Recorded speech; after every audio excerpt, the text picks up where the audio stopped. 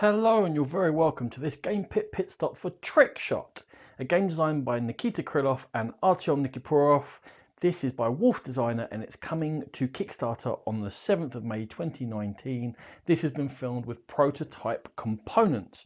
Trick Shot is an ice hockey game in which 2 to 4 players take control of 2 teams attempting to score more goals than the opposition over the course of 1 to 3 periods, with each period having 12 rounds in each. Now in the final version, this will all be a lot nicer. There'll be custom dice, there'll be painted miniatures, there'll be a proper board, and everything will be different pretty much. But this is to give you an idea of the gameplay. So how does the game play? We're going to start on the red player's turn, trying to score this way, and the ball has gone loose following a misplaced pass from the blue player.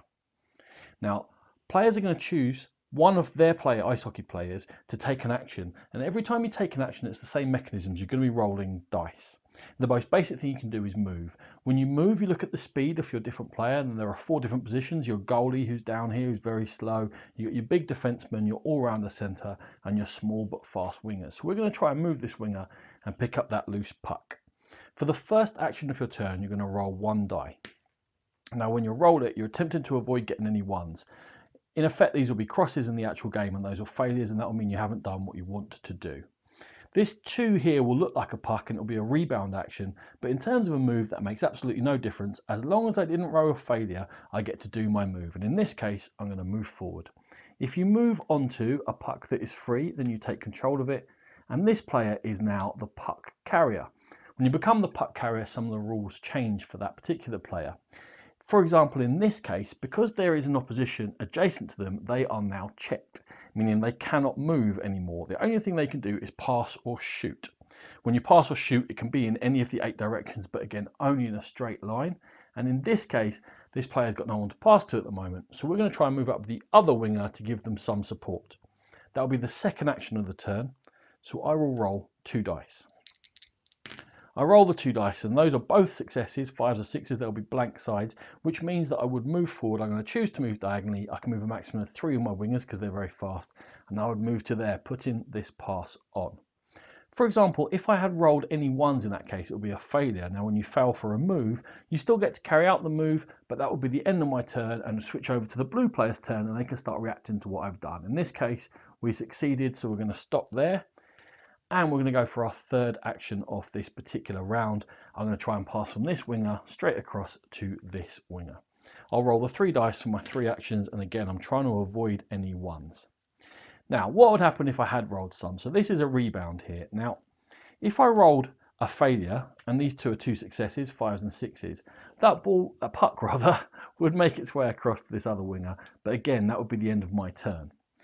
If I had rolled it with any rebounds, a failure and any rebounds, it's going to continue moving in the same direction as far as the number of rebounds I've rolled. In this case, let's say I've rolled a failure and a rebound, the puck will continue moving and it will end up free in that square. And again, we change over to the blue player's turn and they can then start reacting to what's going on. But you have got these stamina tokens. Let's say I did do this poor roll. If I spend a stamina token from here, and you start with 3, any of the die which have symbols on, which is not 5s and 6s, I would roll again. And in this case, I've got 2 rebounds, but no failures, which means that that would be successful. At the beginning of your turn, instead of taking any actions, what you can do is do a line change, and you would refresh all of your stamina tokens like that. In the advanced game, you then get to play Tactics card, which we'll talk about in 1 second. As it is, we're going to try and carry on going here and try and score this goal for red. Fourth action means I roll 4 die. Again, I'm attempting to avoid any of those 1s, any of those failures. Perfect roll, I can do my move and move directly forward. From here I could have a shot, and again, it would be my 5th action. I'd roll these dice, attempting not to get any failures, and I am rolling like a demon here. I didn't get any failures. I can shoot orthogonally or diagonally, and that puck will end up going in that corner. That will be a point, and we'd reset at the center circle. Now, I happen to roll some 4s here. Anytime that you roll in 4s, these will look like an arrow in the finished game on the custom dice. This is a reaction move, and the opposition player can move any of their players 1 space orthogonally, looking to adjust to what you're doing so that they're not just staying static for the whole turn. Let's say, for example, I'd failed in my shot, and when you fail, if you do 2 failures, the goalie saves it and becomes the player with the puck. If you just do 1 failure, it ends up rebounding, and this rebound off there, and everyone will be scrambling to be the puck carrier again. Let's say I completely failed. I've used all my stamina tokens, and that is the end of the red player's turn. We would then go over to the blue player's turn, and we can look at some of the defensive maneuvers you can do, because we've looked at moving and passing and shooting. So we go to the blue player's turn. This player has got a defender here, the nearest player to the puck. And they've really got 2 choices to do here. The safest option would be to take a move action, again, roll 1 die, trying to avoid that 1 that we rolled. They're not having much luck, are they? That would be a reaction move, obviously, that red could use, and move 1 in. And then they could attempt to do a poke action, and a poke action, it'd be their second action. They're trying again not to get failures. There's no failures there. There's a reaction move that is a safe tackle, and this player will now become the ball carrier. And let's say that they're attempting to pass the ball away. What you'll find here is when the ball is passed out of this offensive third, all the players within that offensive third must react. The offensive player must move back behind the line, and the defensive players move up to the line. The other option available to this player, if they were desperate, for example, if we were still in this situation here, would be that this player can go for a hit. Now their move is 2, and they can move into this square, and if they go to do a hit on that player, again they're going to roll their dice. If they roll any failures at all, they still take that player and move them out, which would be a success as well, and you become a puck carrier. But any failures at all would mean that that player takes a penalty and is not in the game for 2 more rounds. When you're poking, it's safer because you would need 2 failures in order for it to be a penalty and for your player to get sent off. Whenever you give away a penalty, it does switch back across to the other player's turn, and they will continue playing onwards. As I said, you're playing through between 1 and 3 periods, attempting to score more goals than the opposition. Once you get used to being able to play the game, what you can then do is that when you do this line change up and you refresh, you will change your line tactic card.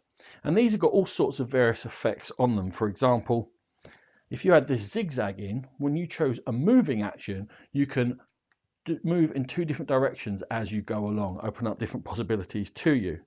This trick shot, if that was your current tactic, you'd ignore 1x, 1 failure, when you were taking any shot.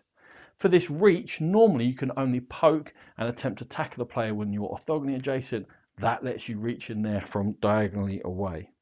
An opportunist, if the opposition rolls a 4 for your reaction move, you get to do a free poke in here rather than having to do a move around the place. Or on a pass play, a failed pass or shot does not end your turn. So that puck would end up free, but you'd be able to react to it and attempt to get back possession. And there are a bunch of them, and they'll all have individual art in when we get to the production copy of Trick Shot. As I said, it's coming to Kickstarter 7th of May 2019 from Wolff Designa. This has been a Game Pit Stop. For more videos like this, check out our YouTube channel. For more in-depth coverage of gaming, please check out the Game Pit podcast. Thank you very much.